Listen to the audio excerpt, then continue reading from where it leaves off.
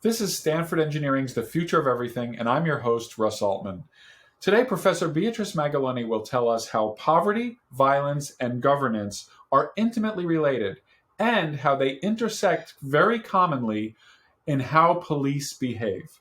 Focusing on Latin America, she will tell us that sometimes complex problems don't yield simple solutions. It's the future of poverty, violence, and governance. Well, Beatriz Magaloni is a professor of political science at Stanford University, and she studies poverty, violence, and governance, especially in Latin America. She works in the field with governments to test interventions in the hopes of improving the life of those who live in poverty and who are subjected to violence. So, Beatriz, I know that one of the places that all of these topics come together is in police. They're agents of the government, they enforce policy, they deal with the poor, and unfortunately they're always involved in violence in some way or another. But many people might not be familiar with how police work in Mexico and Brazil and the other countries that you study. So can you give us an overview of how this all comes together and what is the role of the police in places like Rio de Janeiro and that you study? Okay, so I will begin by explaining the differences between Rio de Janeiro and the U.S., and then I also want to go and tell you a little bit about Mexico. So in terms of police violence, we worry a lot about that in the U.S. So we have some statistics that say around 1,000 people get killed by the police every year here. Of those 1,000, obviously not all of the police killings are abusive or, violating the law. So we don't know exactly the percentage of those which are really abusive and unlawful. Now we go to Brazil and we say only in the state of Rio de Janeiro, which is the state I study, more or less 1,300 people get killed every year. That means around 6 people every year in the worst years that I've been studying there. So if you extrapolate this to the entire population of the United States, it would be similar to having 60,000 people killed in the U.S. every year. Which is similar to the number of car accidents each year and many other big public issues. Exactly, like heroin overdose. I don't know, I recall right now the exact number, but it's really like massive. It's 20% of the homicides in Rio are caused by the police.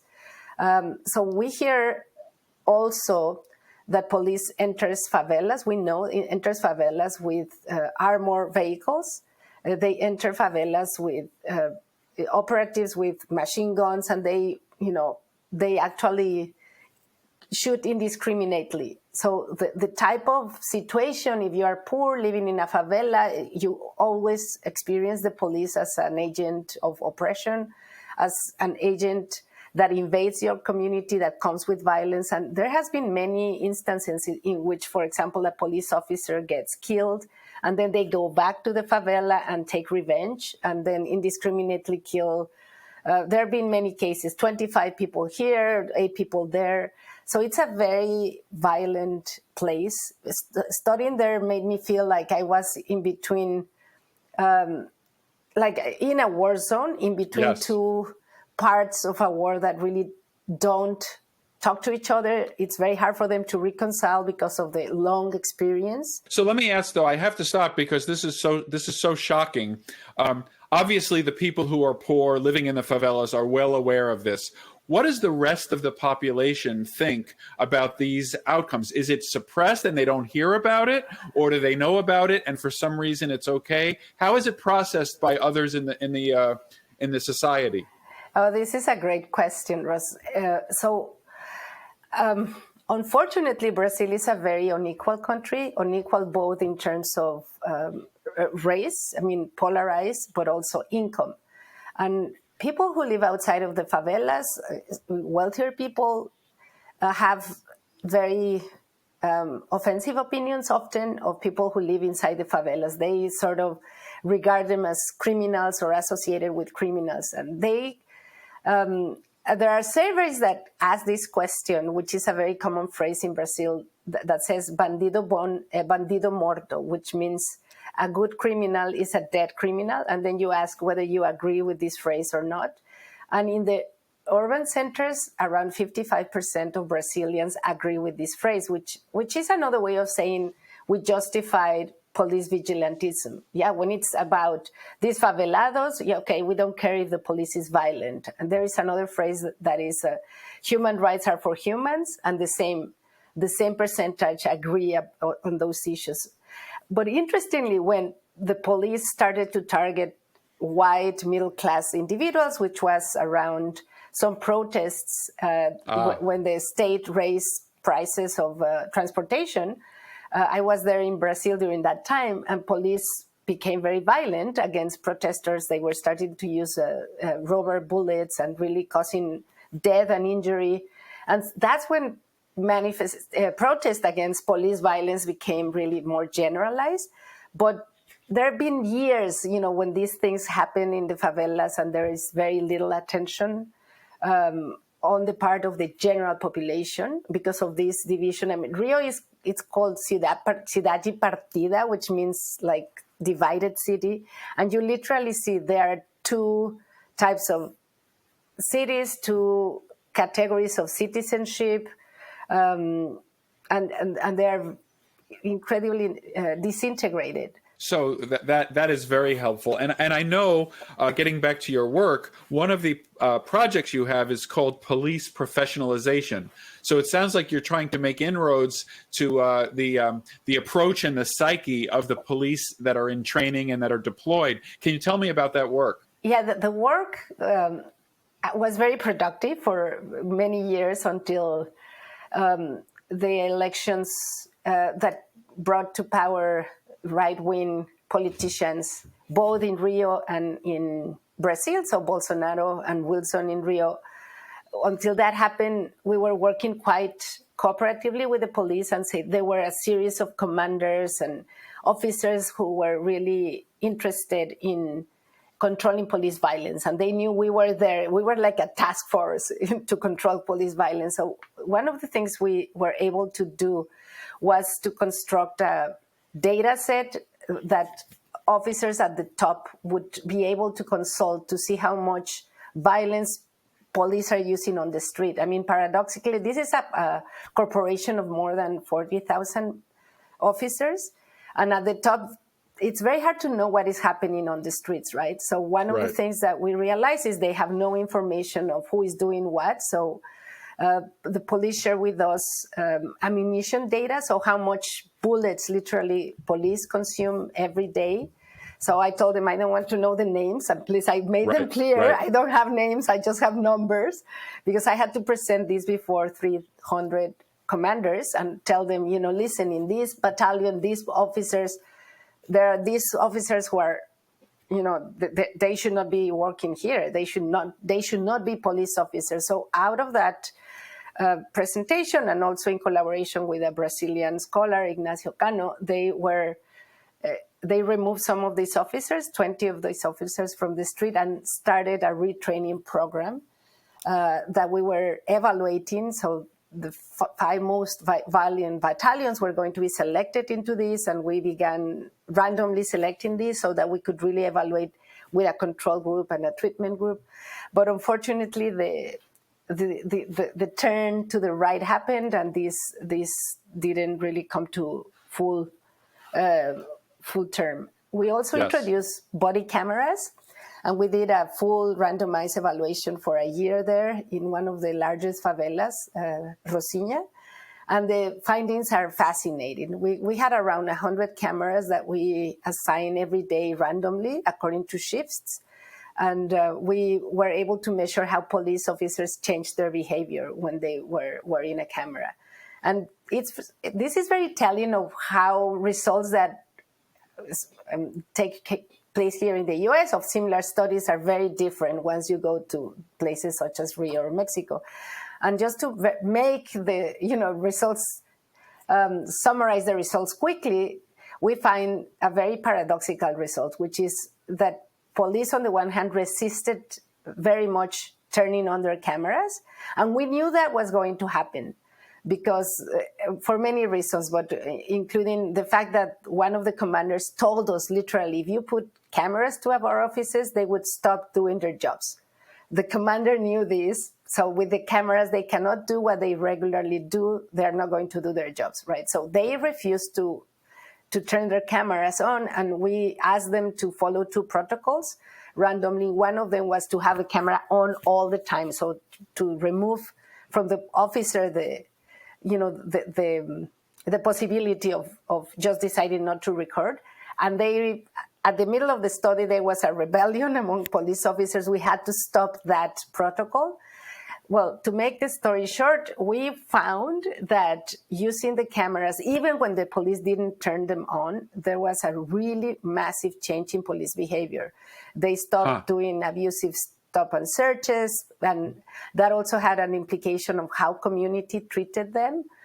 We have surveys from the police in which we ask how community relates to them, and we hear things, well, they throw urine to us, they throw stones, they throw water, they physically attack us. So both of these during the study reduced significantly, despite the fact that there was this, disobedience of the protocol, and that many officers didn't record.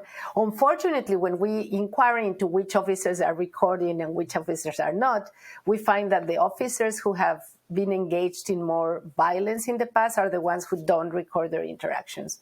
So that suggests that the technology has limitations. Yes. Serious limitations because of this, sort of who can turn it on or off. But there is now a technology in which you can actually turn the cameras on from the police station.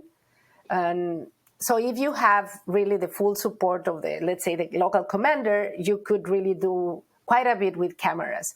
So that result has some positive, but also some negative, conclusions.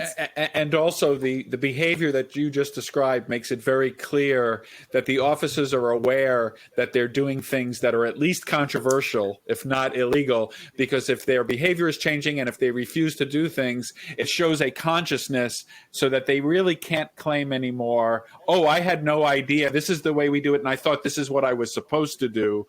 They obviously, it's a more complicated story. Absolutely. So you made a brief mention, but I also wanted to ask you about the citizen surveys, because you're looking at both sides of this relationship. Yes. And you made a short reference to it, but tell me more about how you find out about the experience of the citizens in these locations. Yeah, this is a wonderful question, because just collecting surveys in these settings is very difficult. So we were very fortunate to form collaborations with NGOs that have a high reputation in these areas and that are able to enter the favelas, because often it's really too dangerous. Right. You cannot go. You have to ask permission from the local drug lord. They have to. So basically what we did was to train enumerators who came from the favelas, and they themselves were the ones who collected the surveys for us. We collected around 5,000 interviews of the relationship with both the drug traffickers that rule the favelas and the police. And it's really interesting. So we find it's a very mixed result. So in some areas, police are seen as the main enemy. You ask who is more dangerous towards the community, the criminals or the police, and they would say, oh, the police. For sure, the police here, we see them as the villains. So we ask them questions, how much do you think, do you fear? Do you hate? All the words that they used were about fear, hatred, distrust, very little trust, right? They complain a lot about being frisked with no reason, their homes being invaded without any legal justification. So very tense relationship. And often they would tell you, we'd rather go and report the crimes that we suffer to the drug traffickers, that they can solve the crimes. They have something called Tribunal do Tráfico. In many favelas, the traffickers are the ones. Traffickers are called the drug traffickers, or the gangs who rule the favelas. They are better at solving conflicts than the police. So some people were telling us, well, we rather not have the police. We have this woman whom we interviewed when the police was entering their favela. She said, we've been solving conflicts, the poor, forever, our own way. Why the hell you come now and bring the police? You are going to make things worse. And so I wrote a paper that's called Killing in the Slums, the problem of social order, criminal governance, and police violence in Rio, where we find that there are really, we categorize the way rulers control or rule their territories. And we find a very big difference. In some areas, I describe people really trust them more. They actually provide welfare to the communities. They solve their conflicts. They keep peace in very sort of tyrannical ways. Because, for example, if you steal something, they can just, sort of cut your arm, things like that. It's a really violent way of enforcing order, but order is enforced, and they prefer that to the police. But in other areas, the criminals are really tyrannical. They really abuse citizens. They are fighting each other constantly. And there, when you ask, what do you think about police? They prefer the police to be there because the tyrants are here, the criminals. So we found, I don't want to go in detail in the paper because it's quite complicated, but we find 5 different types of what we call criminal regimes.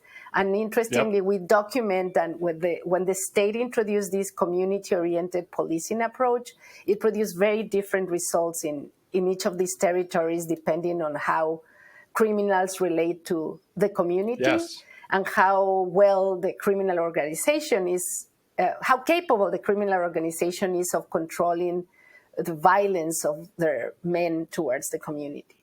This is The Future of Everything with Russ Altman. More with Beatriz Magaloni next. Welcome back to The Future of Everything. I'm Russ Altman, and I've been speaking with Professor Beatriz Magaloni about poverty, violence, and governance, especially in Latin America. In the last segment, we discussed some of the challenges in Brazil. And in the next segment, Beatriz will tell us about Mexico. In particular, how is the war on drugs affecting Mexican violence and affecting the ability to get control of the drug cartels? Yes, so I began studying this when, at the end of President Calderón's administration, he was the one who began the war in 2006. And during his administration, violence escalated dramatically. Drug-related violence increased by 300%. And since then, our country has not been able to go, to stabilize violence. We have been continuously sort of, I would not say continuously increasing, but we are as bad as the worst years during the Calderón period right now. So one of the studies that we collected was actually they were very interested in having a scientific evaluation of some of the interventions they were doing. And in particularly, the question was they had this strategy of arresting the leaders of the drug cartel. So they came up with a list that was published actually in The Economist, saying this is the number of people we're going to arrest by the name of cartel. And at the end of the administration, they had arrested, I don't recall, but almost 2/3 of those names. So what we did was try to analyze what was the implication in terms of violence, because we continue to see violence escalating. And it's very hard to do that scientifically because obviously it could be the case that you go and arrest in places that are very violent, so you cannot really attribute the violence to the arrest itself. So we had to construct something that is called synthetic controls to find municipalities that are very similar to the ones that got arrested, to be able to see how the violence trends changed once the arrest happened. And we were able to demonstrate that there was an increase of around 300% in homicide rates the 6 months after the arrest happened. And that was concentrated mostly in the age group of men who participate in criminal organizations. But the very worrisome result is that there was a systematic increase in homicides against the general population once the arrest happens. So what it really suggested is that when the arrest happens, there is this sort of the lines of command in a criminal organization break, and then there is all these fights among parts of the cartel for leadership, and these criminal cells that often are under control of the cartel get loose and start to sort of predate on the population. So after that, we documented a lot of the increase in extortion against the population. So we also, to measure this, I cannot go in detail, but we use a creative survey strategy that are called list experiments, that you ask people different questions. You don't tell me whether a cartel has extorted you or not, but you ask them, among these several things, how many have you done? So they tell you 3, 4, and then you have a control and a treatment group. And so you can compare the difference between one and the other. And we found that there had been a systematic increase in extortion by members of the cartel against the population, and that this extortion concentrated more in places where you have competition among cartels.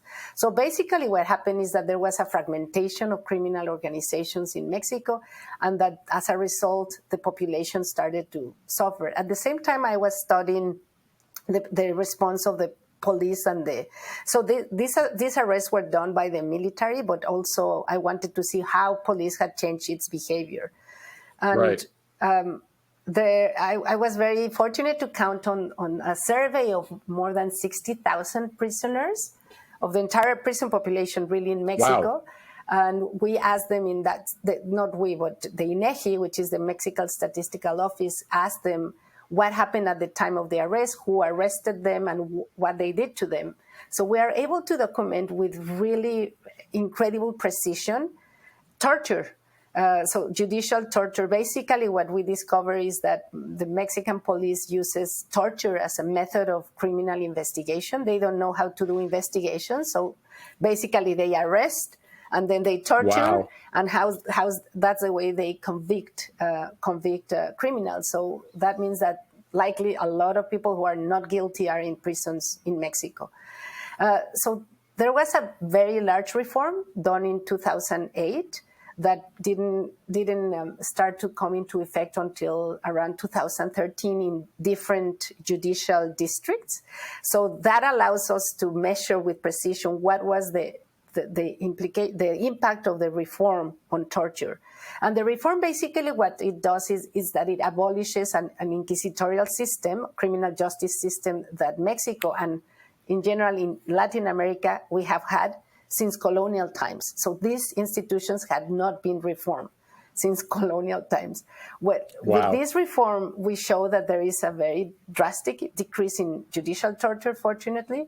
And so that's some optimism that when you have important, huge constitutional reform that makes coerced confessions much harder to validate in trials, you have a reduction of judicial torture.